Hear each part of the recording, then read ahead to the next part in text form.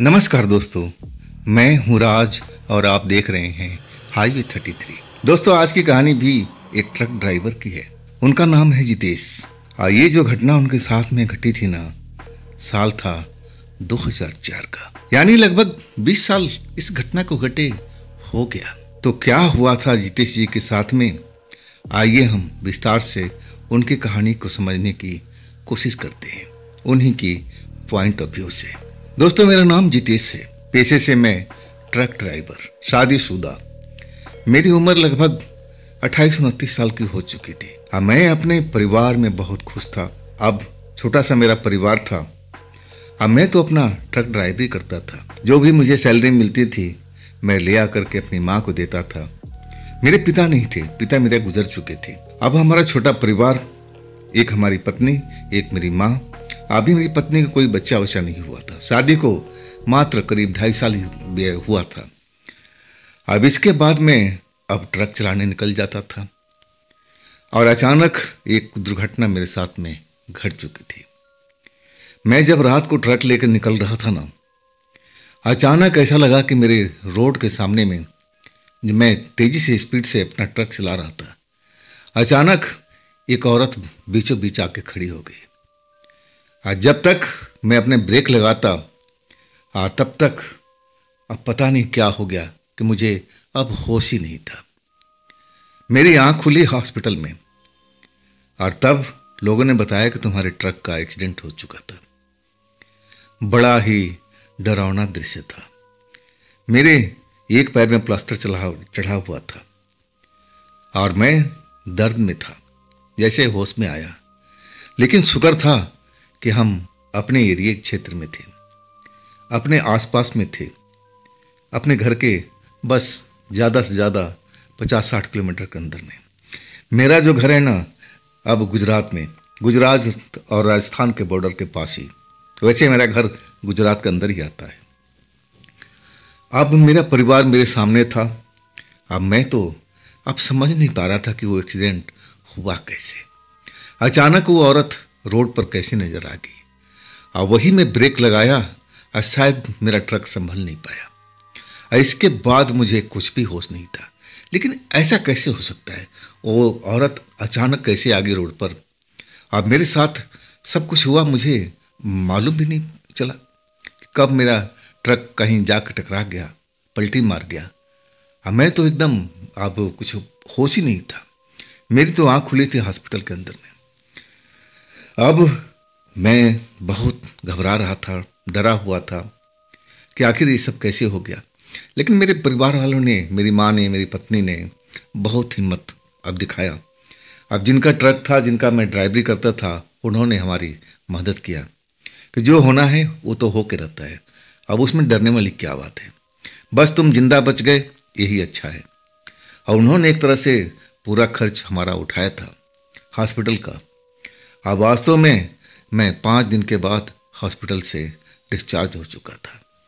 घर वाले मुझे, मेरी माँ, मेरी पत्नी लेके आए और कुछ रिश्तेदार भी आ चुके थे। उन्हीं की सहायता से मैं अब घर पहुंच चुका था। वो दृश्य मेरी आंखों के सामने हमेशा मंडराता रहता था।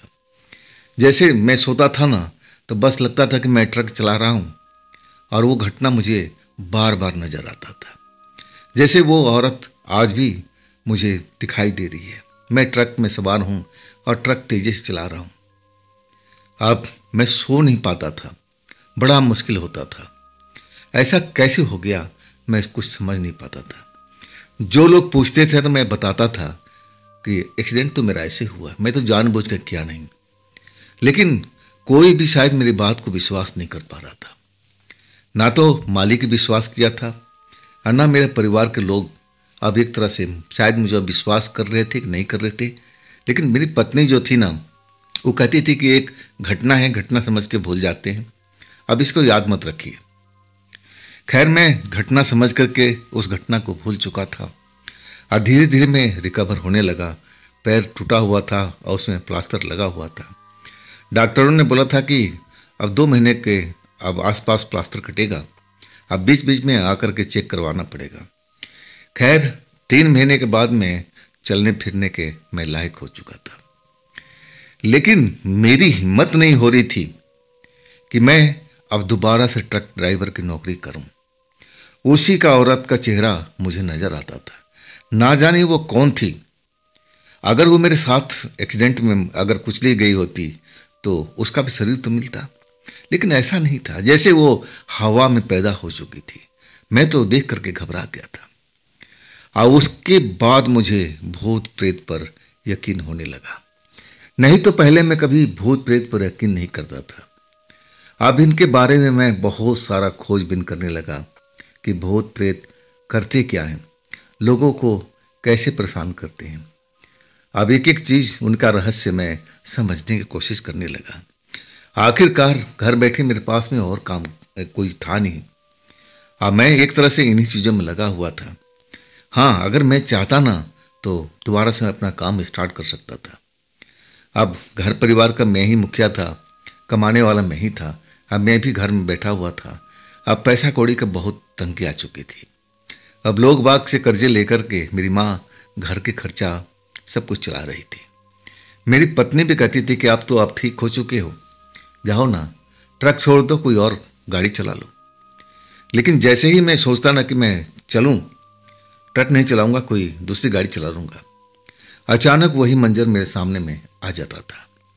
जैसे लगता था कि दिन के टाइम मैं सपना देख रहा हूं और वो औरत मुझे देख करके हंस रही है। अब मैं घबरा जाता था। मैं एक तरह से बहुत डर चुका था। मैं सोच लिया कि मैं तो ड्राइवरी करूंगा नहीं, ना मैं ऐसा कोई काम करूंगा। आखिरकार मैं इन चीज़ों को, रहस्य को समझने लगा।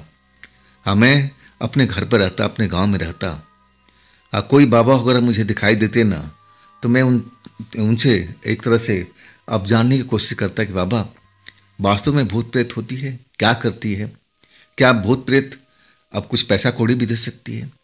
मैं इन चीज़ों में लगा हुआ था, मैं ज्ञान ले रहा था।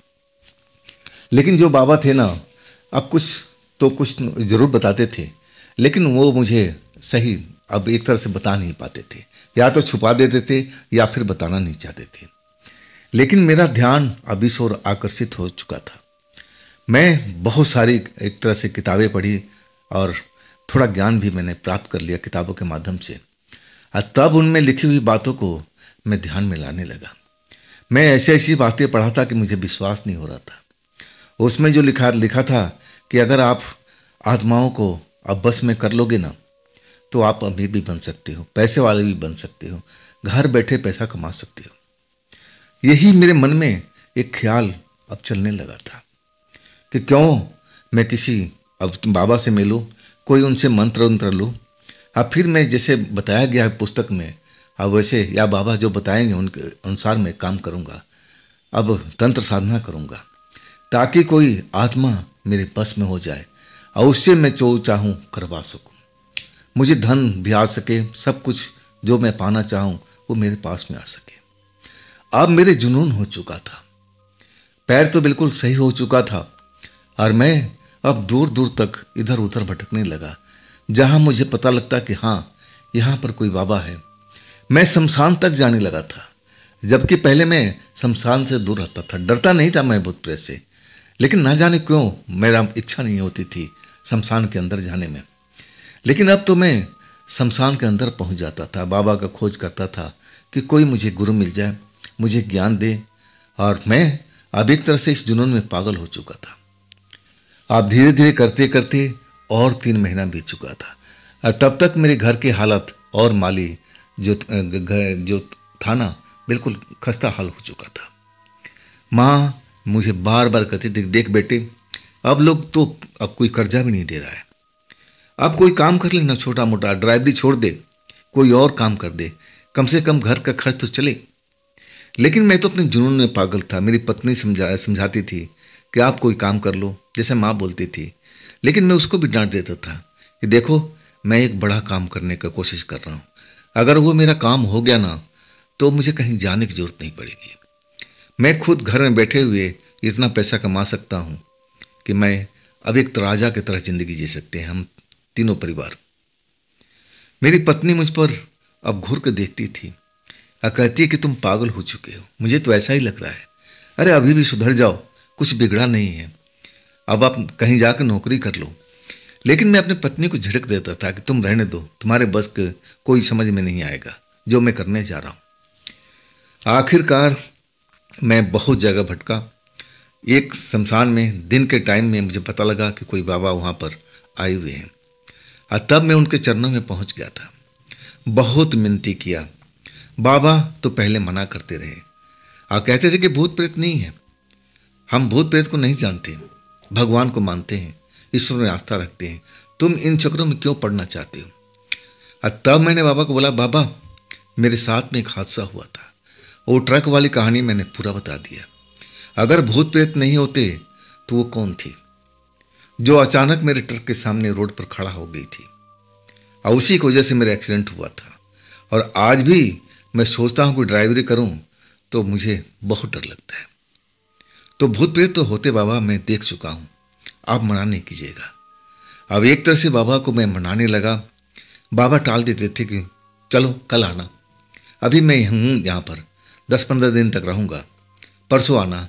लेकिन मैं आता था टाइम पर और उनकी सेवा भाव करता था, मनाने की कोशिश करता कि बाबा कोई ऐसा मंत्र दे दे जो मैं किसी आत्मा को अब एक तरह से बस में कर सकूं। बाबा आखिरकार जाते जाते एक मंत्र बताए, देख बेटा, इस मंत्र को तू जाप करना सच्चे मन से। जरूरी नहीं है कि तू शमशान में आए, शमशान में तो भूल के मत आना रात को। एक निर्जन स्थान पर जहां आसपास में कोई ना हो, सुनसान क्षेत्र हो, शांति हो, उस जगह पर बैठ करके जैसे विधि विधान बताया हूं और उस तरह से तू अब जाप करना। एक टाइमिंग पीरियड भी दिए थे, कितने दिन तक तुम्हें जाप करना है, साधना करना है उस मंत्र का। देखना उसका फल तुम्हें मिलेगा। कोई न कोई शक्ति तेरे पास में आएगी, तो उससे संपर्क साधने की कोशिश करेगी, और इसके बाद अब उससे तू चाहे जो मर्जी करवा सकता है। अगर वो तेरे बस में आ गई तो कोशिश करना मंत्र को अच्छी तरह से पढ़ने का। अब इसके बाद तो बाबा जी चले गए थे और बोले थे कि मैं कुछ महीनों के बाद अब इधर आऊँगा तो इस शमशान में ज़रूर आऊँगा। मैं बहुत खुश हो चुका था कि चलो अब बाबा ने इतने मेहनतों के बाद मुझे वो मंत्र दे दिया है, अब मुझे ये काम को करना ही चाहिए। अब एक तरह से जुनून से तो मैं पागल हुआ पड़ा था। घर वाले किसी की बात नहीं सुनता था, कोई रिश्तेदार भी आता था समझाने की कोशिश करता था कि अब तो समझ जाओ, जाओ काम धंधे पर लग जाओ। लेकिन मुझे काम धंधे में कोई रुचि नहीं थी। मैं तो बस एक ऐसी आत्मा को बस में करना चाहता था कि वो बस में आते ही हमें राजा महाराजा की ज़िंदगी व्यतीत करने लगूँ, मुझे कहीं भागना न पड़े, ना तो मुझे कोई मेहनत करना पड़े। मैं शॉर्टकट आजमाने की कोशिश कर रहा था, और वो शॉर्टकट का कुंजी भी मुझे मिल चुका था, वो मंत्र जो बाबा ने दिए थे। और इसके बाद रात के टाइम में मैं खेतों के अंदर चला जाता था। अब वहाँ पर कोई नहीं होता था, दूर दूर तक जिधर देखो सूनापन छाया हो रहता था। और उसके बाद बाबा के बताए हुए विधि विधान से मैं उस मंत्र को जपने लगा था। लगातार वैसे ही करता रहा। टाइम पीरियड नज़दीक आती जा रही थी, लेकिन अभी तक मुझे कोई आत्मा का दर्शन तक नहीं हुआ था। मैं कई बार जब आहट आती थी ना, तो मुझे लगता कि अब आ गई है, कोई आत्मा आ गई है। लेकिन जब मैं मंत्र का पूरा कर लेता था, आंखें खोल के देखता था, तो वहाँ कोई था ही नहीं। ऐसे मेरे साथ में कितनी बार हो चुका था। आखिरकार वो समय पूरा हो चुका था, लेकिन अभी तक अब कोई शक्ति मेरे पास में आई नहीं थी, ना कोई आत्मा, कोई भी नहीं। अब मैं उस मंत्र पर शक करने लगा था कि बाबा टालने के लिए अब कोई नकली मंत्र तो नहीं देंगे, इसलिए तो आज तक मेरे पास में कोई आया नहीं। चलो अब क्या कर सकते हैं। इसके बाद मैं निराशा से भर चुका था। मुझे लगा कि बाबा अब मुझे असली मंत्र दे के नहीं गए, चलो जब आएंगे तब उनसे बात करूंगा। अब मैं एक तरह से उसी जुनून में था। अब मैं करूं तो क्या करूं, मंत्र भी मिला तो काम नहीं किया, निराश हो चुका था। अब वाकई में मुझे अब घर में धन दौलत की कमी दिखाई दे रही थी। मेरी माँ लोगों से अनाज, कभी आटा मांग के लाती और तब 2 रोटी बनाती और हम लोग ना जाने कैसे कैसे खाते थे। अब वाकई में होश में आ चुका था। जब वो मंत्र काम नहीं किया ना, वो शक्ति मेरे पास में नहीं आई, तो मैं निराश हो चुका था। घर की स्थिति मैं समझ गया था। मेरी पत्नी का अब वही कहना था कि जो होना है अब हो चुका है, अब चले जाओ, अब कुछ न कुछ काम करो। लेकिन मैं कौन सा काम करूं, और कोई काम तो मुझे आता नहीं थे ड्राइवरी छोड़ करके। अब मैं सोच लिया कि चलो अब इस घर से चलते हैं, अब कोई काम करते हैं, तभी तो मैं कमाऊंगा, तभी तो मेरे घर बार चलेगा। आखिरकार मैं अपने घर को विदा कह के मैं चल पड़ा था काम की तलाश में। लेकिन ट्रक चलाना नहीं चाहता था। लेकिन जो भी मुझे नौकरी मिल रही थी वो ट्रक ड्राइवरी की, क्योंकि मेरा उसमें एक्सपीरियंस था। कार की नौकरी मुझे नहीं मिल रही थी और गाड़ी चलाने की नौकरी पूछते थे कि कितने दिन चलाए हो, तो मैं झूठ तो बोलता नहीं था, मना कर देता था कि मुझे इस गाड़ी को चलाने का अनुभव नहीं है, मैं ट्रक चलाता था। और वो नौकरी मेरे हाथ से निकल जाती थी। और ट्रक की नौकरी तो मेरे लिए जैसे रखी हुई थी। आखिरकार मजबूरी में आकर के मैं देख लिया कि ना, अब कोई नौकरी नहीं मिल रही है और ड्राइवरी की, तो मुझे ट्रक ही ज्वाइन करना चाहिए। और आखिरकार मैंने ट्रक ज्वाइन कर लिया था। निराश जरूर था। और वो जो डर था ना, जो लगता था कि औरत मेरे सपने में आ रही है, आकर के रोड पर खड़ी हो रही है, वो इस दिमाग से निकल चुका था। डर अब खत्म हो चुका था। अब कैसे हुआ मुझे नहीं मालूम। मैं ट्रक लेकर के अब निकल पड़ा था। निराशा मन में थी। पैसा नहीं कुछ मैं कमा पाया, परिवार को तकलीफ दिया। अब इतने दिन उस मंत्र का जाप किया, लेकिन मिला क्या? कुछ भी तो नहीं मिला।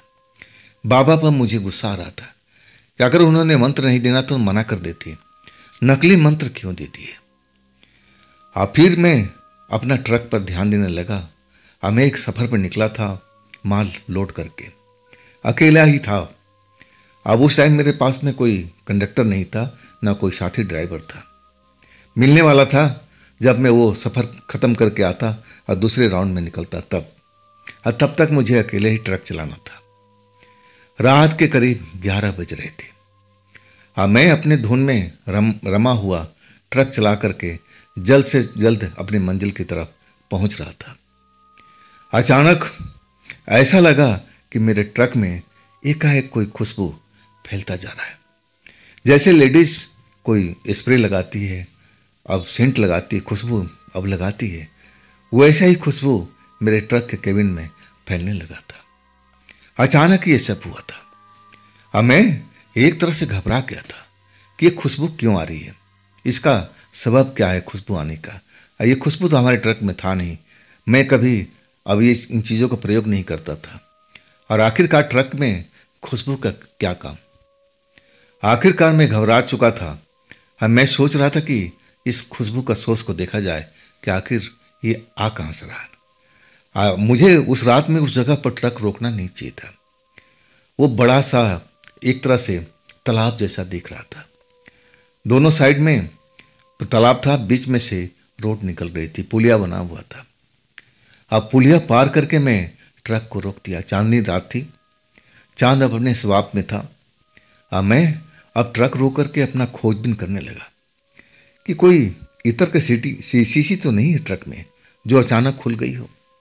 डैशबोर्ड सब कुछ, अपना थैला सब कुछ चेक कर लिया था, लेकिन वो खुशबू का सोर्स पता नहीं चल रहा था। अब बीच बीच में वो खुशबू गायब हो जाती थी, अब फिर बीच बीच में वो खुशबू आ जाती थी। मैं बड़ा हैरान था, सोर्स मिल नहीं रहा था और मुझे बाथरूम महसूस हो रहा था। मैं सोचा कि चलो अब कुछ मिला तो नहीं, कहाँ से खुशबू आ रही है अब कुछ पता नहीं चल रहा है, चलो बाथरूम करके और अपने मंजिल की तरफ चलते हैं। मैं बाथरूम करके आज जैसे ही लौटा, मुझे अभी ट्रक में सवार नहीं हुआ था, मैं रोड पर ही खड़ा था और तभी ट्रक के अंदर मुझे हलचल महसूस हुई। जब हलचल महसूस हुई ना, तो मैं आकर्षित हो गया, देखने लगा उस तरफ में कि मेरे ट्रक में कौन है भाई। मैं देख रहा हूं एक धुएं जैसा शरीर मुझे अंदर दिखाई दे रहा, और वो कभी थोड़ा सा साफ नजर आता था, आप बिल्कुल कभी धुंधला हो जाता था।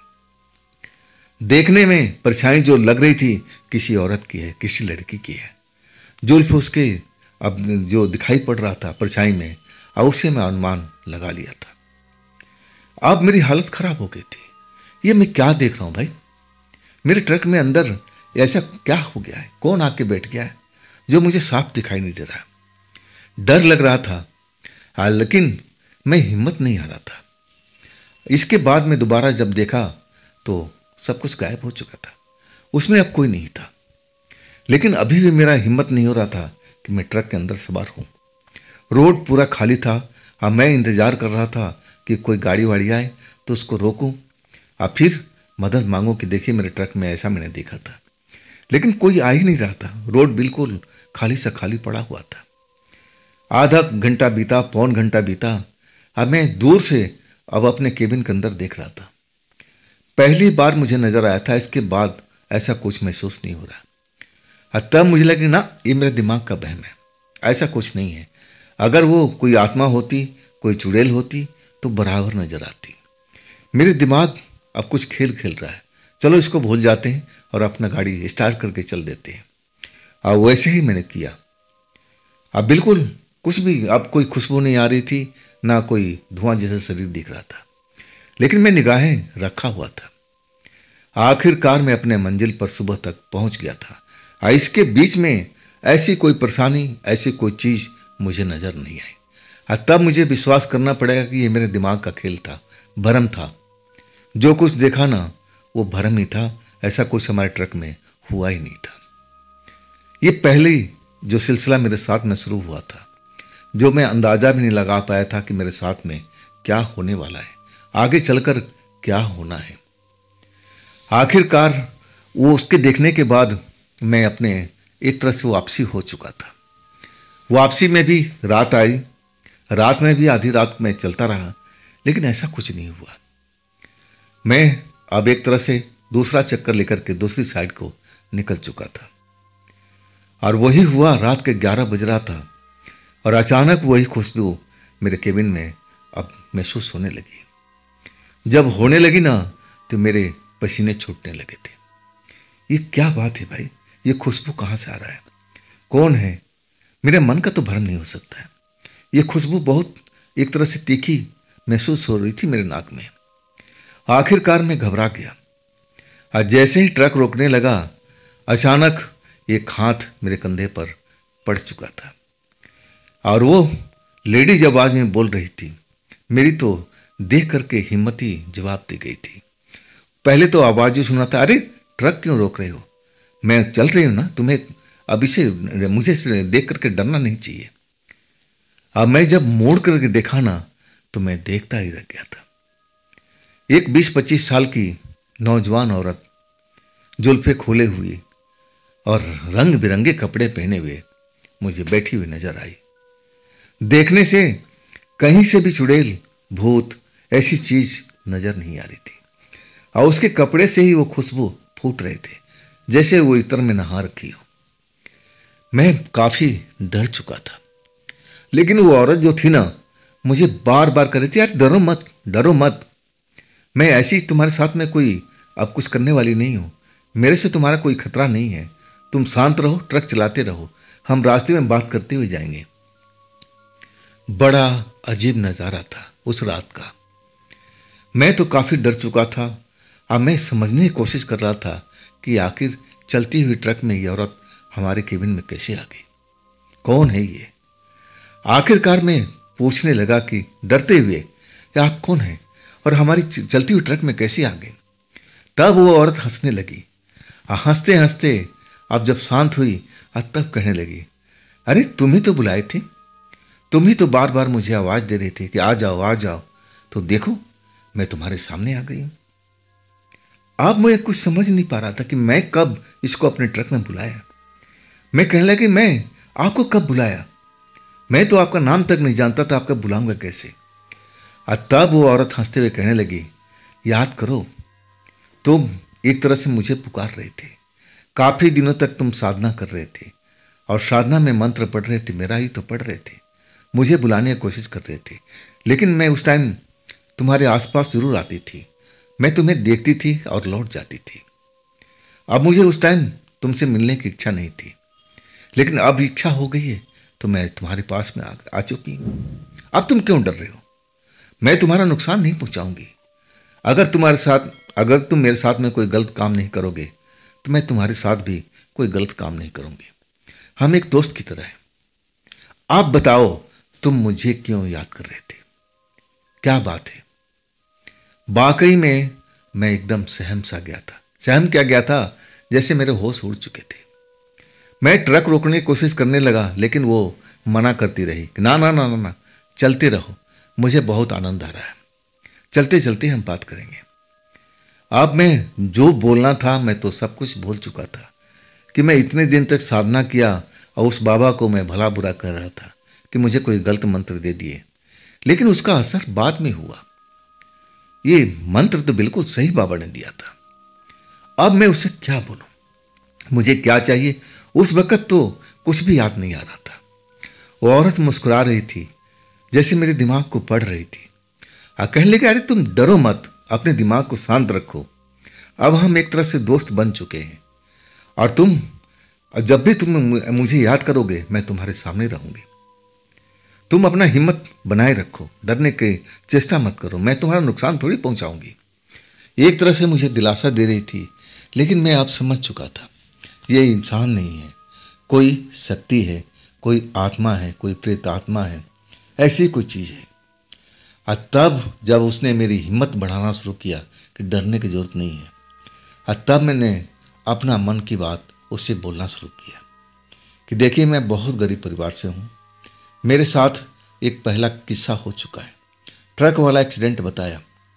सब कुछ बताने के बाद मैं कहने लगा, मुझे अब कुछ धन दौलत की ज़रूरत है, इसीलिए मैं आपको याद कर रहा था। इतने दिनों से मैं अब एक तरह से आपकी साधना कर रहा था, लेकिन आप आई काफ़ी देर की बाद में। चलो कम से कम आप तो आ तो गई, तो क्या आप मेरी मदद करेंगी? वो औरत मुझे घूर रही थी, चेहरे पर मुस्कान दौड़ रहा था। कहने लगी, हाँ मदद करूंगी, लेकिन मुझे बदले में क्या मिलेगा?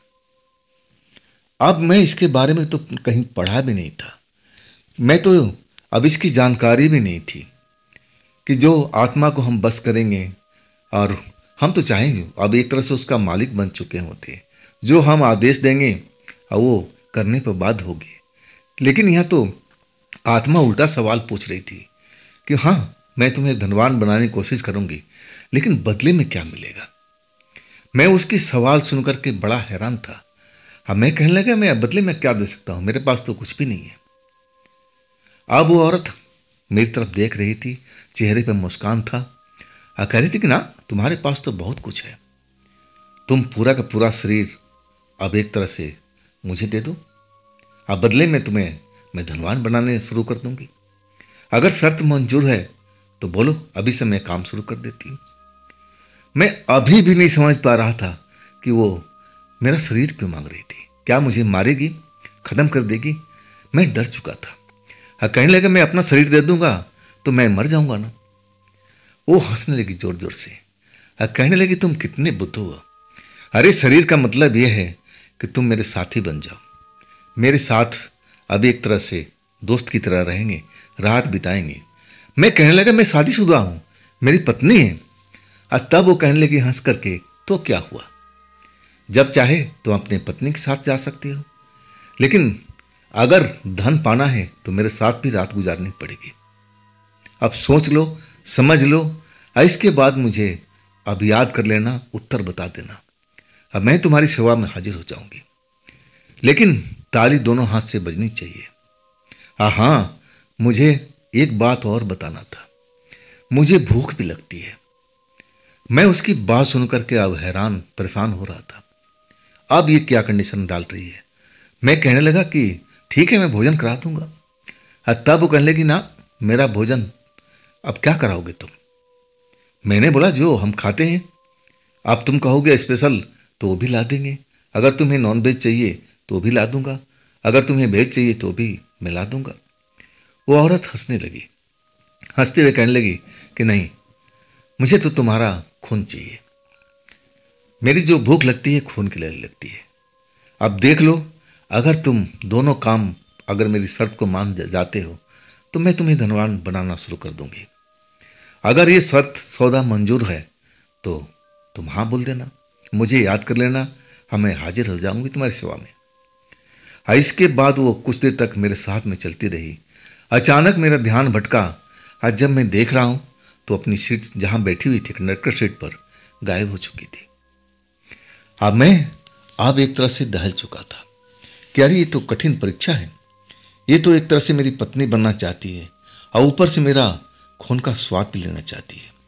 और वो कह रही थी कि मैं पूछा था कि अगर तुम मेरा खून पियोगी तो मेरा हाल क्या होगा, और कहने लगी कि होगा क्या, जितना मैं खून पीऊंगी उससे डबल तुम्हारे शरीर में आ जाएगा, तो तुम्हें इसे घबराने की जरूरत नहीं है। लेकिन मैं बहुत डरा हुआ था, उसकी शर्तें मेरी समझ में नहीं आ रही थी। मैं तो बिल्कुल अब एक तरह से मैं इतना घबराया हुआ था कि बस दिल कर रहा था कि ये ट्रक व्रक की नौकरी छोड़ो, कोई और काम कर लेंगे। अब ये तो रात बिरात हमें अकेले गुजरना पड़ता है। अभी भी मेरे साथ में कोई कंडक्टर मालिक ने नहीं दिया था। खैर, अपने दिल को कड़ा करके मैं ट्रक चलाता रहा, मंजिल पर पहुंचा। इसके बाद वापसी। अब तो मेरे ख्याल में वही औरत घूम रही थी। अब उसकी दो कठिन शर्तें मैं कैसे पूरा करूं। एक तो उसके साथ रात गुजारना, भला कोई आत्मा के साथ कैसे रात गुजारेगा, मुझे समझ में नहीं आ रहा था। और आत्मा का अब दूसरा डिमांड, उसका भूख, वो मेरा खून पीना चाहती थी। अगर मेरे साथ में कुछ हो गया मेरे परिवार में तो मेरी पत्नी रो रो के मर जाएगी, मेरी माँ, उसका क्या हाल होगा। मैं बहुत डरा हुआ था। मैं ये सब सोचने में कम से कम हफ्ता दिन गुजार दिया था। घर में जाता था, अपनी पत्नी से पूछता था कि मैं उससे कई तरह का सवाल पूछता था कि चलो मैं तुम्हें धन दौलत दे लूँ, अगर मेरे साथ में कुछ हो जाए तो तुम जी लोगी ना।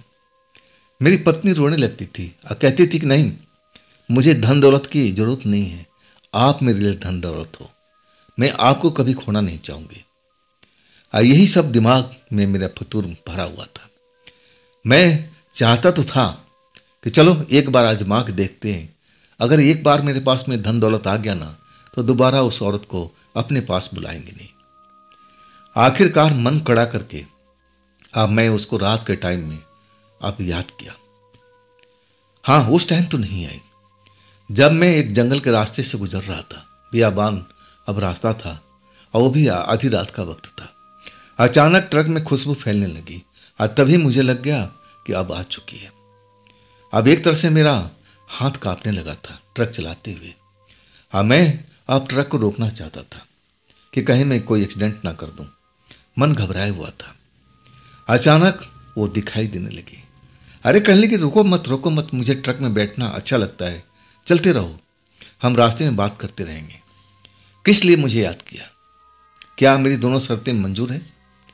मैंने बोला कि देखिए, जो आपने कहा अब मैं मान भी लेता हूं, चलिए 1 मिनट, तो मेरे को कोई नुकसान तो नहीं होगा ना, मेरे परिवार को कोई नुकसान तो नहीं होगा। वो औरत हंसने लगी और कहने लगी, देखो अगर तुम्हें धन पाना है तो जोखिम तो उठाना पड़ेगा, बदले में मेरा 2 शर्त है ना, तुम मानने के लिए तैयार हो? मैं कहा कि हाँ, मैं मानने के लिए तैयार हूं। मैं आपके साथ रात भी गुजारूंगा, अगर आप मेरा खून पी करके अगर आप मुझे धन दौलत दे सको तो दे देना, लेकिन ये सब एक ही बार में होगा, दोबारा मैं आपको याद नहीं करूंगा। अब एक तरह से आखिरी बार हमारा ये पहला और अंतिम बार होगा, ना तो इसके बाद मैं कभी बुलाऊंगा ना कभी आप मेरे पास में आना। औरत हंसने लगी, कहने लगी, पहला शर्त तो पूरा कर लेते हैं। अचानक वो औरत अब एक जगह पर बोली, इधर मोड़ लो ट्रक को। और वो रास्ता जंगल की तरफ कच्चा रास्ता था। अब मेरा ट्रक अब एक तरह से भरा हुआ था।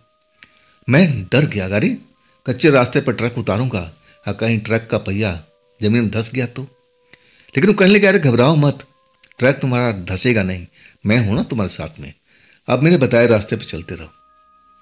आखिरकार हिम्मत करके ट्रक में जंगल वाले रास्ते पर उतार चुका था।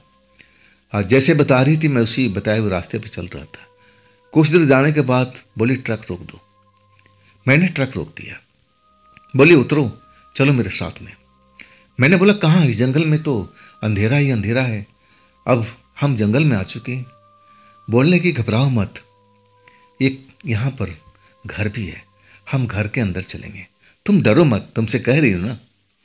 आखिरकार वो मुझे एक घर के अंदर ले गई और उस जंगल के बीचों बीच वो जैसे घर बना हुआ है, छोटा सा घर लेकिन साफ सुथरा और एक तरह से चमकता हुआ सफ़ेद रंग का पेंट किया हुआ। हर चीज़ कमरे में अब जैसे सजा हुआ है, बिस्तर पे लगा हुआ है, सब कुछ सुख साधन मौजूद था। कहने लगी, पहले अब कुछ खाओगे पियोगे? अब तो मेरा दिल घबरा रहा था कि नहीं, मुझे खाना पीना कुछ भी नहीं है, जो करना है मेरे साथ में करो और फिर मुझे एक तरह से आज्ञा दो और मुझे निकलना है। हाँ, ये सब करने के बाद भूल मत जाना, जो आपने वादा किया था धन दौलत का वो जरूर देना। औरत मुस्कुरा के कहने लगी, क्या मेरे वादा पर भरोसा नहीं? मैंने बोला, हाँ, तभी तो मैं आपके साथ में आया हूँ। आखिरकार वो कहने लगी कि ये पदार्थ है पीने का, अब तुम पियो, देखो तुम्हारे इस पीने से शरीर में ताकत आ जाएगी।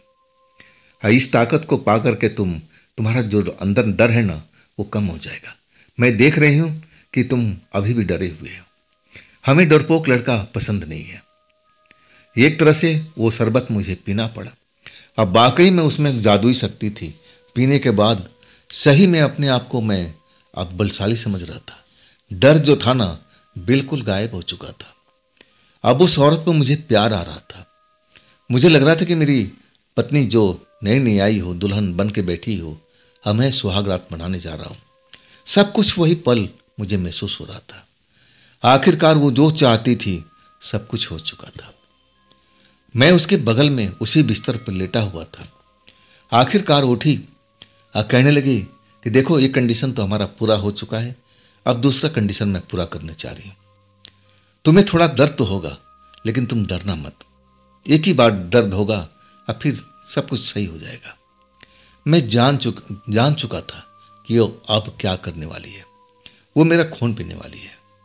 अब मैं सब कुछ अब एक तरह से छोड़ चुका था कोशिश उम्र में कि अगर मैं जिंदा रहूंगा तो बहुत पैसे आएगा, चलो जो होगा देखा जाएगा। अब एक तरह से मैं अपने आप को उसके हवाले कर दिया था। हाँ, वो उसने मुझे उल्टा लिटा दिया था। अब बोलने लगी, घबराना मत, एक बार छोटा सा दर्द होगा अब फिर सब कुछ सही हो जाएगा। अब वैसा ही दर्द मेरे अब गर्दन के ऊपर में बैक साइड में महसूस हुआ था। इसके बाद मेरी आंखें एकदम जैसे लग रहा था कि अब नींद आ रही हो, गहरा नींद आ रही हो, और नींद के आगोश में मैं समाता चला गया था। मुझे होश नहीं था, मैं जैसे गहरी नींद में सो चुका था।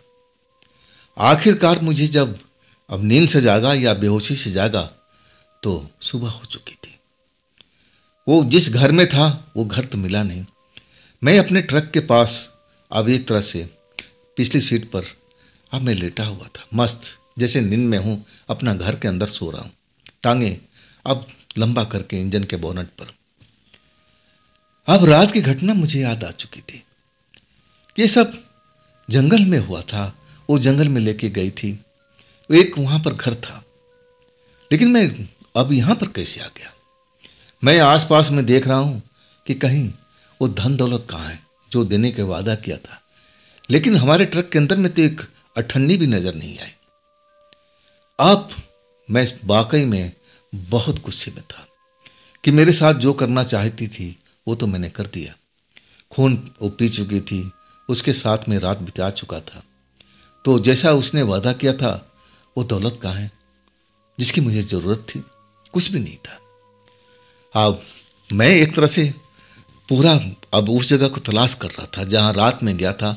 वो कच्चा रोड तो बगल में ही था, लेकिन उस रोड पर मैं बहुत दूर तक जाकर देखा, लेकिन कोई घर ऐसा मुझे नजर नहीं आया। तब मैं समझ गया कि ये तो आत्मा है, अब इसका क्या पता, ना जाने क्या कौन सा खेल खेल ले। लेकिन मैं निराश था कि सब कुछ करने के बाद में भी वो धन जो मैं पाना चाहता था मुझे मिला नहीं था। अब उदास मन से मैं अपना ट्रक लेके चल पड़ा था। हाँ, मैं पहले बता दूं कि मेरे शरीर में ऐसा कोई कमजोरी महसूस नहीं हो रही थी, सब कुछ मेरा शरीर अब सही लग रहा था। मैं अपना ट्रक लेकर के निकल चुका था, गोदाम पर माल उतार दिया और दूसरी साइड से मैं माल भर करके अपने शहर अब चल पड़ा था। अब इसके बाद मुझे सैलरी मिली हुई थी और वो सैलरी लेकर के मुझे अपना घर जाना था ताकि मैं परिवार को खर्चा के लिए दे सकूं। अब मैं एक तरह से निराशा से भरा हुआ था। मैं बार बार उस आत्मा को कोस रहा था, मैं बार बार उस औरत को कोस रहा था कि वो तो धोखेबाज निकली, अपना काम तो सब कुछ कर लिया और मेरी बारी आई तो मुझे अब छोड़ के भाग चुकी है। मुझे तो एक अठन्नी तक नहीं मिला। मैं बहुत गुस्से में अब अनाप शनाप उस आत्मा को बोल रहा था। आखिरकार गुस्से से तमतमाता हुआ अब मैं ना जाने क्या क्या बोलता हुआ अपना घर पहुंच चुका था। तब रात हो चुकी थी, ज़्यादा नहीं, रात के 9 बज रहे थे। मैं दरवाजे पर खड़ा होकर के अब दरवाज़ा पीटने लगा कि माँ दरवाज़ा खोलो, मैं आ चुका हूँ। अब दरवाज़ा खुला, मेरी पत्नी भी खड़ी थी और मेरी माँ भी खड़ी थी। अब दोनों लोग के चेहरे पर एक अब दुख नाम का कोई चीज़ नहीं थी, चेहरा चमक रहा था। और उनकी खुशी देख करके मुझे बड़ा अचंभा हुआ। ऐसा क्या क्या देख लिया? शायद वो मुझे देख करके लोग खुश होंगे। मुझे तो उस वक्त में वही लगा कि चलो माँ, चलो अंदर चलते हैं। अब इसके बाद में मैं एक तरह से बैठा, मेरी पत्नी पानी वानी लाई। अब फिर मैंने अपने जेब से पैसा निकाल करके माँ को हवाले किया, माँ यही है मेरी सैलरी, अब इसी में पूरे महीने का खर्चा चलाना पड़ेगा, अब इससे ज़्यादा मेरे से कुछ बोलना मत, फिर जो अगले महीने आएगी और तब हम देखेंगे। मेरी पत्नी बोल पड़ी, अब फिर उन पैसों को क्या करेंगे जो आपने भेजे थे उस औरत के हाथ से? अब मेरा दिमाग सनक गया था। कौन सा पैसा, कौन सी औरत? मैं हड़बड़ा गया था। और तब मेरी पत्नी कहने लगी, आपकी तबीयत ठीक तो है ना? आप ठीक ठाक है ना? मैंने बोला हाँ, मैं बिल्कुल ठीक ठाक हूँ। माँ मेरा सर दबाने लगी, बेटा थका हुआ है, शायद कई रातों से सो नहीं पाया, ये तो भुलक्कड़ होता जा रहा है। माँ कह रही थी कि तुम ही तो भेजे थे उस औरत को बहुत सारा पैसा लेकर के, और रात के टाइम आई थी, कल की रात, और वो इतना सारा पैसा दे के गई। अब बोली आपका बेटा ने भेजा है। वो सब क्या है? मुझे विश्वास तक नहीं हो रहा था कि ऐसा भी कुछ हो सकता है। मेरा दिमाग उस वक्त में काम नहीं कर रहा था। मैंने बोला कि कौन सा पैसा, कहाँ है? तब मेरी पत्नी दौड़ती हुई कमरे के अंदर गई, थैला उठा के आई और उस थैला को मेरे सामने चारपाई पर पलट दिया। मेरी आंखें एकदम फैल गई थी, बड़ी बड़ी हो चुकी थी। मुझे लगा कि मेरी आंखों के आगे अब धुंधला धुंधला नजर आ रहा है, सर चकरा रहा है। अब वाकई में मुझे अब ऐसा क्यों महसूस हो रहा था, मैं समझ नहीं पा रहा था। मेरी माँ मुझे पानी पिलाई, बेटा पानी पी, लग रहा है तेरी तबीयत बिगड़ चुका है। अब वाकई में मुझे ऐसा लग रहा था कि मुझे चक्कर आ रहे हैं, इतने सारे पैसों को देख करके, जिसकी मैंने कभी कल्पना भी नहीं किया था। लाखों में रुपए थे। मैं जब सवाल करने लगा कि कब आई थी औरत, मैं अब थोड़ा बहुत तो समझ चुका था। और तब मेरी पत्नी ने बताई कि कल की रात में 9 बजे के आसपास में। मैंने बोला कि कैसी थी देखने में? और तब वो कहने लगी, हाइट वगैरह बताने लगी, चेहरा मोहरा बताने लगी। और तब मैं समझ चुका था कि वही आत्मा थी जो मेरे साथ में अब कल की रात में अब एक तरह से रात गुजार रही थी। ये सब कैसे हो रहा था? मुझे तो अंदेशा भी नहीं था। मैं तो उसके साथ अभी ना जाने क्या क्या सवाल पूछ रहा था कि तुम ये सब करने के बाद अब मेरे घर में पैसा आएगा, मेरे पास में पैसा आएगा। मुझे तो विश्वास तक नहीं था। ये सब कैसे कर दिया था मेरे से पहले? अभी तो हम उसके साथ हम बिस्तर भी नहीं हुए थे, ना उस घर में गए थे। हम मेरी पत्नी बता रही थी कि कल रात के 9 बजे वो आ चुकी थी। क्या उसको सब पता था? एडवांस में कर दिया था। अब मुझे तो लगा था कि वो सब कुछ मेरे हाथों के हवाले करेगी, जो भी कुछ देना है सब कुछ मेरे हाथों में देगी। लेकिन उसने तो उल्टा कमाल कर दिया था। एडवांस में आकर के मेरी पत्नी को, मेरी माँ को अब बताई कि मैं उनके ऑफिस से आई हूँ और ये पैसा उनका है, आप संभाल कर रखिए। इन पैसों का क्या करना है वो आके बताएंगे, आप लोग संभाल के पैसा रखो। अब फिर मेरी पत्नी बता रही थी कि मैं उनको काफ़ी रोकना चाहा कि कम से कम चाय पी के जाइए, पानी पीजिए, रात काफ़ी हो गई है, आप हमारे घर पर आराम कर लीजिए। तब वो कहने लगी, ना ना, मुझे कोई ना चाय पीना है ना पानी पीना है, ना मुझे किसी से डर लगता है, मैं चली जाऊंगी। अब मेरी पत्नी माँ देखते रही दरवाज़ा खोल करके, और देखते देखते वो अंधेरे में चली गई थी। मेरी माँ और मेरी पत्नी हैरत में पड़ी हुई थी उस औरत को सांस दे करके। और तब मेरी पत्नी पूछने लगी कि आप उस औरत को पैसा दे के भूल गए थे, किस बात का पैसा है? और तब मैंने कहा कि देखो, ये मेरा कमाई का पैसा है और इसको बड़ा यत्न से खर्च करना है। अब मैं ये ट्रक ड्राइवर की नौकरी छोड़ रहा हूँ, मैं कोई अपना बिजनेस करूँगा, लेकिन ड्राइवरी नहीं करूँगा। आखिर में अपने माँ को और ना पत्नी को उसके बारे में कुछ नहीं बताया कि मैं क्या क्या करके वो सारा पैसा अब लेकर आया हूँ, और वही किया। हाँ, पहले बता दूं कि उसके बाद में ना तो कभी मैं उस आत्मा को दिल से याद किया और ना ही वो मेरे पास में कभी दिखाई भी दी, ना सपने तक, ना कभी संपर्क करने की कोशिश की। हाँ, अब एक तरह से मैं उसको धीरे धीरे भूलने लगा था। मैं अपना काम स्टार्ट कर दिया था। अब मेरा काम भी उन पैसों से अब चल पड़ा था। जितना पैसा मुझे मिला था ना, मैं एक पैसे अपने घर में खर्च नहीं किया था। सब पैसे एक तरह से पूंजी बना करके मैं एक छोटा सा बिजनेस खोल लिया था, और उसी बिजनेस से मैं आगे बढ़ता गया, और आज जो भी हूँ उसी के बलबूते पे हूँ।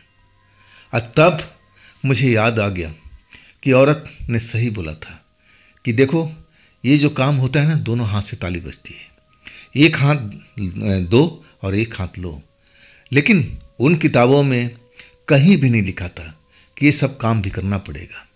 उसमें तो यही लिखा था कि बस आप उसको साधना करोगे और वो आपकी बस में हो जाएगी, और एक तरह से आप उसके मालिक बन जाओगे। जो चाहे अब उसके साथ में आप कर सकते हो, जो चाहे उससे मंगवा सकते हो। लेकिन अगर मुझे पता होता ना कि इसमें ये भी काम करना है ना, तो मैं कभी भी अब उस काम को नहीं करता। चाहे मैं कोई और काम करता, मेहनत करता, लेकिन ये काम तो कतई नहीं करता। तो दोस्तों, ये थी आज की कहानी जितेश जी की। ये कहानी आपको कैसी लगी कमेंट में ज़रूर बताइएगा। और दोस्तों, ये भी चैनल आप ही का है, तो इसको भी अपना प्यार दीजिए, लाइक कीजिए, सब्सक्राइब कीजिए, अपने दोस्तों को शेयर कीजिए। और फिर हम मिलते हैं कल की रात इसी चैनल पर, इसी टाइम पर। आप लोग अपना ख्याल रखिएगा। नमस्कार।